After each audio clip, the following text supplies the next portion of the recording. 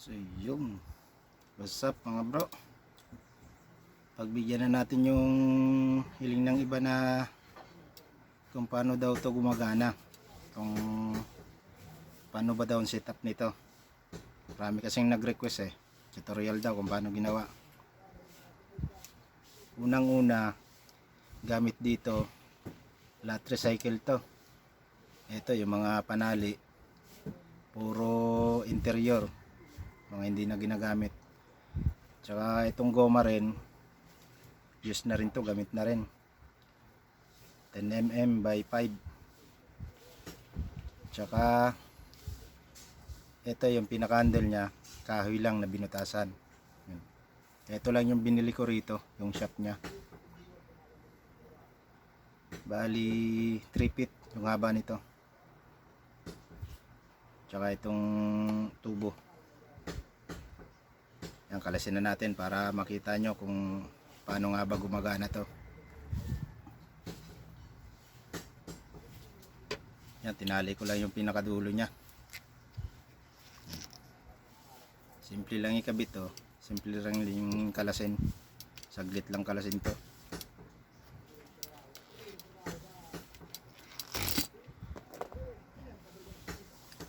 Nilagyan ko siya ng rubber dito. 16mm to. Yung gamit ko dun sa pang dive ko. Yung sobra, kumuha akong konti. Para hindi siya madadamage dito sa rubber na ito. Tatama kasi sa kanto kaya linagyan ko nito. Pinaka-stopper nya. Yan, tanggalin natin.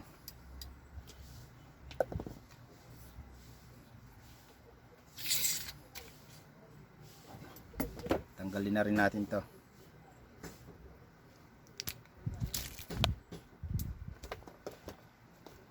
Yun. Ito ang mechanism nito mga bro. Dalawang handle ng kutsara o kaya tinidor o kung ano man bakante nyo dyan. Ito yung pinaka-slot nya. Yun. Malaking butas. Tsaka may slot siyang butas ditong maliit. Ito yung pinaka kwentang sumasabit dito sa shop nya.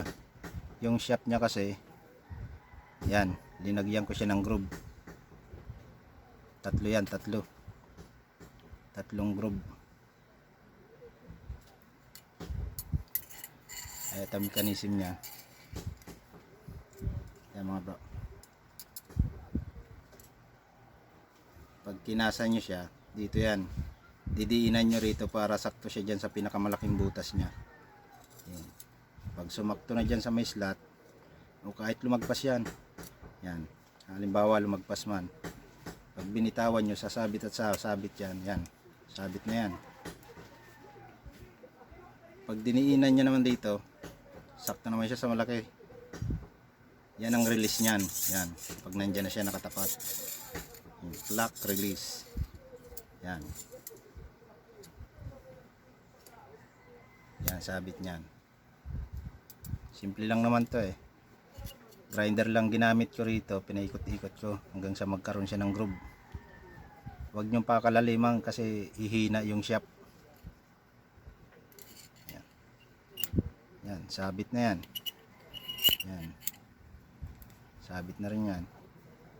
Pag release, pag diin, sakto sa malaking butas, release na yan. Dito naman tayo sa kahoy. Yung kahoy nya, yan, hindi gaano makita. Linagyan ko siya ng parang pinakatira nya rito.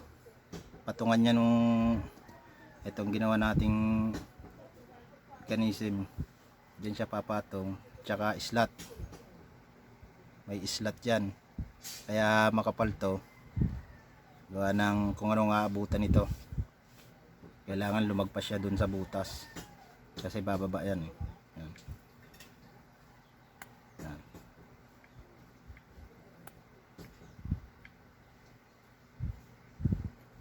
At yung butas niya rito, huwag nyong pakalakihan. Kailangan yung medyo luwag lang siya ng konti sa shop na gamit. Para hindi siya kakalog pag linagay na nito. Hindi siya alanganin. Mas maganda konting allowance lang. Slot, ginamit ko lang pang slot rito barina, malambot lang to binutasan ko muna ng maliit, tsaka galaw-galawin nyo lang kahit mga 3 butas yan, no? Saka nyo galawin yung drill bit, yun, no? Pero suggest ko mga bro, huwag nyong yung malambot kasi yung itong handle ng kutsara. Ako papalitan ko to hindi ko pa siya naasikaso, pero papalitan ko to.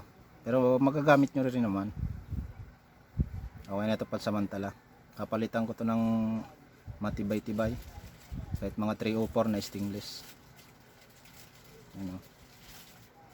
Ganyan maginasim niya mga bro, malaking butas, butasan nyo munang maliit, tsaka butasan nyo malaki, islatan nyo na lang kung anong available nyo. Pwedeng yung file na maliit, o kung may bilog kayong file, pwede na rin yun, mas maganda nga.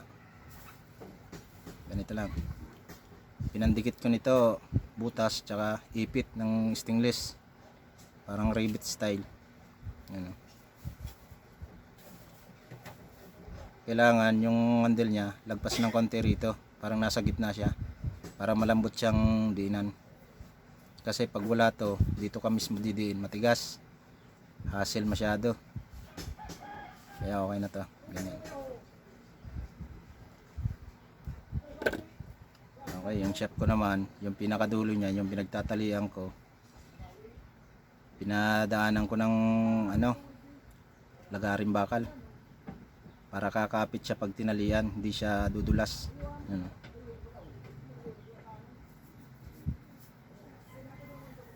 Tsaka flapper na rin, para panigurado kung medyo may malaking isda, hindi basta-basta makakawala.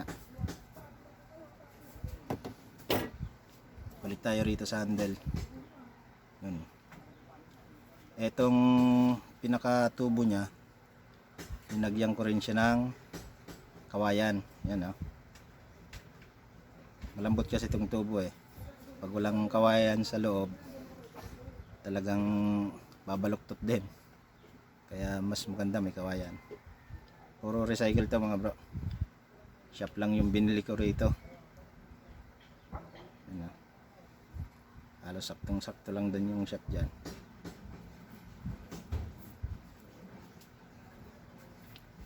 Tanggalin na rin natin to para makita nyo.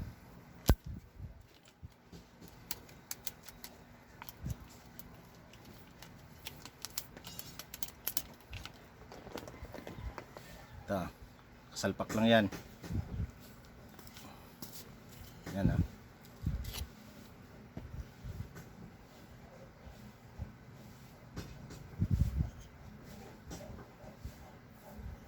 dito yung pinagtatalian ko para dagdag tibay na rin siya, hindi siya mabubunot.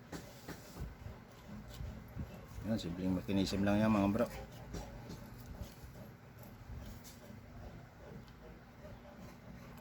Ulit natin, ulit patungan nung pinaka trigger, slot, yung butas nyo gitnain nyo para gitna siya rito sa slot. Yung sasakto lang yung taas niya. Yan. Salpak, yun, baba. Ganyan niya mga bro. Pag klinak mo yan, yan ang iipit dyan. Iipit siya rito sa butas. Ito maghihigpit sa kanya pag nakasabit dito sa shop. Yan. Pag nakasabit na siya rito, pag binitawan nyo, halimbawa klinak nyo, ikinasan nyo, sasabit yan pag na ganun. Pag diniinan nyo naman, yan yung release nyan. Sakto na yan dun sa malaking butas. Okay, sana masundan nyo mga bro. Ulit, mechanism ng shop, groove lang, groove. Konting groove lang, yung sasabit lang dun sa pinakatama niyang malit na slot. Sa akin 3 piraso, depende sa inyo kung ilang anong lagay nyo. simple lang naman, ganyan lang yan. Dalawang rubber tsaka mga used na interior, pinagupit-gupit. Yun, sana mga bro nakatulong. Dive safe lagi. Bye and God bless mga bro.